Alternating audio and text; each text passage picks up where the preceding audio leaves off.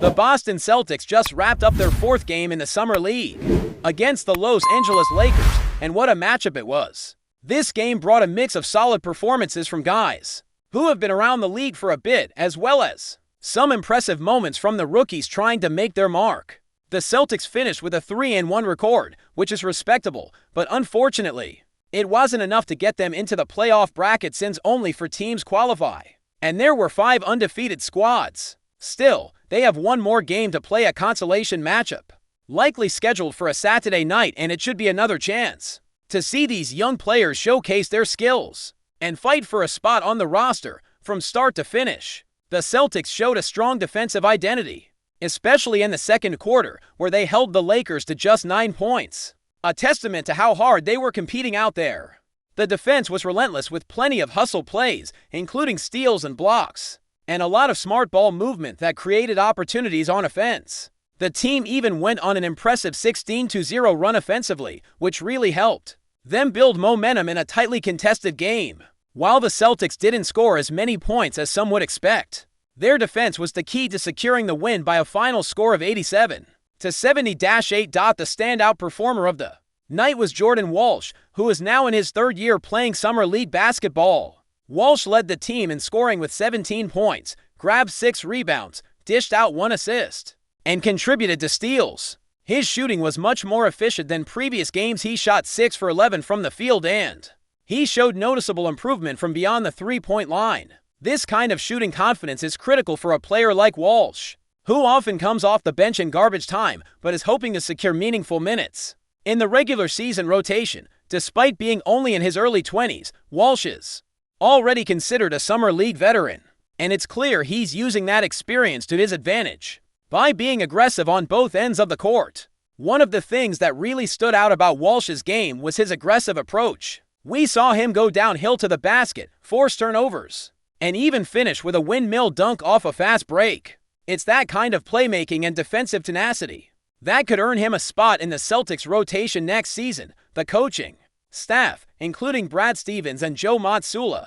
have to be watching closely, because a player who can defend multiple positions and shoot threes consistently is exactly the kind of asset that fits well in today's NBA. Walsh isn't just trying to prove he can shoot. He's proving that he can guard anyone on the floor and be a valuable two-way contributor. Another rookie who has caught my attention is Hugo Gonzalez. Coming into the season, Gonzalez was somewhat of an unknown. He was drafted after the 2024 draft, and while many fans were unsure about his potential, he was actually considered a top 5 prospect in the eyes of some scouts prior to the draft. He slid down to the Celtics, and now he's showing why he was so highly regarded.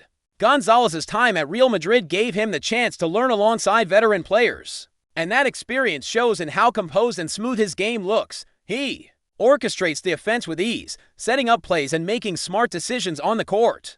In this last game, Gonzalez's stat line only showed 2 assists, but his impact went far beyond numbers. He was constantly creating mismatches and making the right reads, whether it was finding Kenneth Lofton down low or making a quick pass to get a teammate into a favorable position.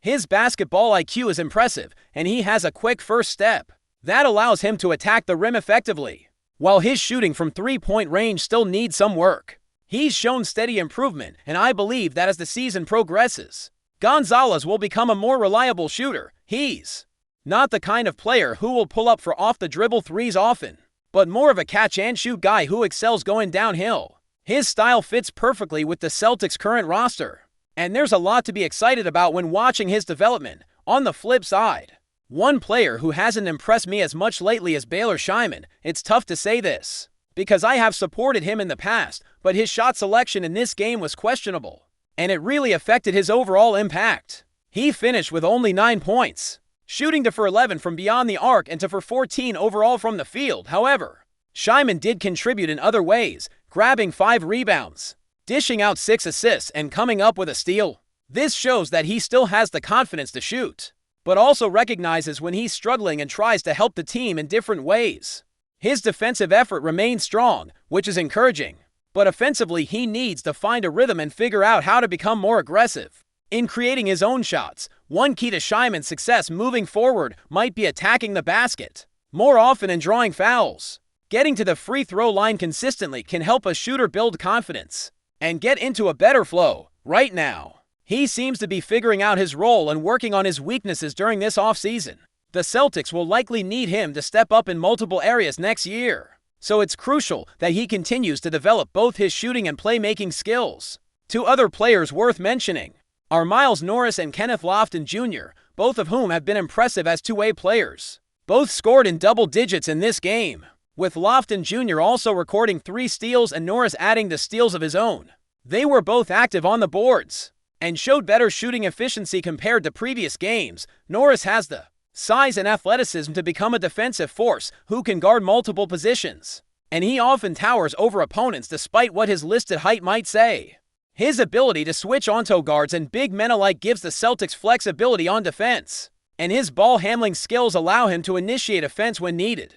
Kenneth Lofton Jr. is no stranger to big performances, having scored over 40 points in an NBA game before. His playmaking ability is strong, and he handles the ball with confidence as a facilitator. Sometimes his passes come a little late, but that's part of the learning curve for a young player adjusting to the pace of the professional game. Overall, both Norris and Lofton Jr. have the tools and potential to carve out roles. With the Celtics moving forward, tonight's game spread the scoring around a bit, but the defensive effort was truly the highlight. The team played with a lot of energy, and it was clear they wanted to prove a point with their performance. This is one of the last chances for many of these players to fight for their contracts and show they deserve a spot on the roster next season. The Celtics will carry that energy into their final consolation game, which we expect to happen sometime around Friday or Saturday. It will be another important opportunity for these players to make their case, and for the coaching staff to evaluate who fits best with the team. Finally, there's still the question of Charles Bassey, who did not get any minutes in this game. The Celtics clearly have some level of confidence in him, especially after he was named Summer League MVP. But not playing him tonight raises questions about his future with the team. Bassey cannot be signed as a two-way player, which means if he stays, he has to take up a spot on the main roster. The Celtics will have to make some moves soon to finalize their roster, and Bassey's situation is one of the big decisions to watch as the Summer League winds down. It's been fascinating to watch these young Celtics battling for recognition and a chance to contribute at the highest level. There are a lot of intriguing storylines and potential roster moves on the horizon, and this last game will be a key part of that process. Stay tuned to see how it all unfolds because the Celtics' future is being shaped right now, one game at a time. As the Boston Celtics wrap up their Summer League campaign, the attention naturally shifts toward what the future holds, not only for the players who shone brightest, but also for the team's broader strategy and roster construction moving forward. The Summer League offers a valuable glimpse into the potential of many young talents, and this season, it has been no different. Fans and analysts alike have been poring over every play, every shot, and every defensive rotation to piece together who might fit into the Celtics' long-term plans and who might need to find opportunities elsewhere. The performances we've witnessed have sparked plenty of debate about the team's priorities, both in terms of player development and roster decisions. But before we continue, please remember to subscribe to the channel and give the video a like. Your support helps us keep bringing you the latest news about the Boston Celtics. Feel free to share your thoughts on the news in the comments as well. The Boston Celtics have reportedly made a significant move that could shake up the NBA landscape. Sources suggest that John Collins is set to join the Celtics roster. While the team has yet to release an official statement confirming the deal, publicly, insiders close to the franchise hint that the signing is all but done. This potential acquisition has sparked a wave of speculation among fans and analysts alike, eager to see how Collins might fit into Boston's strategic plans. John Collins, known for his athleticism and scoring ability, would bring a new dynamic to the Celtics front court. His versatility as a power forward capable of stretching the floor with his shooting, combined with his rebounding skills, could offer Boston much-needed depth and firepower. The Celtics, traditionally known for their strong defense and teamwork, might be looking to add Collins as a way to bolster their offensive options, especially in high-stakes playoff scenarios. Rumors suggest that the deal could represent a strategic effort by Boston to maintain their competitive edge in the Eastern Conference. With star players already on the roster, adding Collins could provide a complementary piece who can share the load, giving key players more rest and reducing the wear and tear over a long season. If this move materializes, it may also signal the Celtics intend to be aggressive in the upcoming NBA season, aiming to contend for a championship.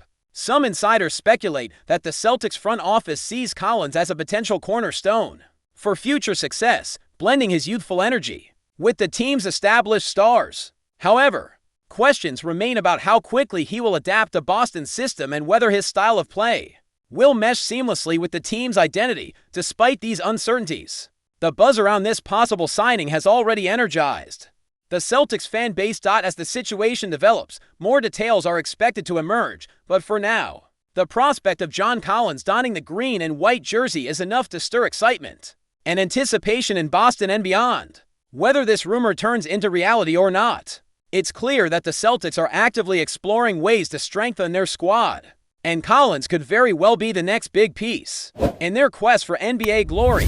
That's it for this update. If you enjoyed the video and want to keep receiving exclusive news about the Boston Celtics, please subscribe to our channel and give the video a like. We always appreciate your comments and opinions. See you in the next video.